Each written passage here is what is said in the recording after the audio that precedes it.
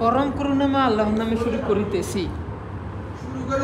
আমি প্রথমেই জানাতে চাচ্ছি, আমি আজকে একটা সাইয়েদ আহমেদ বেরলভীর একটা কনফারেন্সে আসার পরবর্তীতে আসলাম আমাদের একটু জ্ঞান আহরণ করার জন্য আমাদের ইসলামিক ফাউন্ডেশনের লাইব্রেরিতে। তো পরবর্তীতে একটা এভিনিউতে এসে অথবা একটা কর্নারে এসে আমার মনে হলো যে এটা এখনও মুজিব কর্নার হয়ে আছে। আমাদের জাতির পিতা সাহেব হাসু আপা সহ তাদের তৈল মর্ধনের যে সারি সারি কলেবর, এটা আমাকে অনেক বিমোহিত করেছে। শুধু তাই নয়, এক একটা তৈল মর্ধনের কলেবর যদি আমরা দেখি 800, 700, 800 পৃষ্ঠা।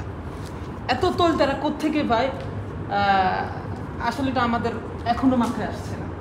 কিন্তু আমাদের কথা হচ্ছে যে আমাদের যে স্বাধীনতার ইতিহাস, যে জুলাই যে আন্দোলন, এই আন্দোলনের যে প্রতিফল কি হয়েছে, কি ঘটেছে এখন পর্যন্ত, ঢাকা মেডিকেল বলেন, পিজে হসপিটাল বলেন, প্রত্যেকটা জায়গায় তাদের যে তৈলমর্ধনকৃত যে নামটা, সেই নামটা এখনও উল্লেখিত হয়, এখনও লেখা আছে। শুধু এইখানে দেখেন আমাদের জাতীয় যে একটা ইসলামিক ফাউন্ডেশনের মতো সবচেয়ে বড়, এটা জাতীয় বলতে বলা হয় যে এটা জাতীয় লাইব্রেরি, এই লাইব্রেরিতে এখন পর্যন্ত তৈলমর্ধনের সব কিছু রয়েছে।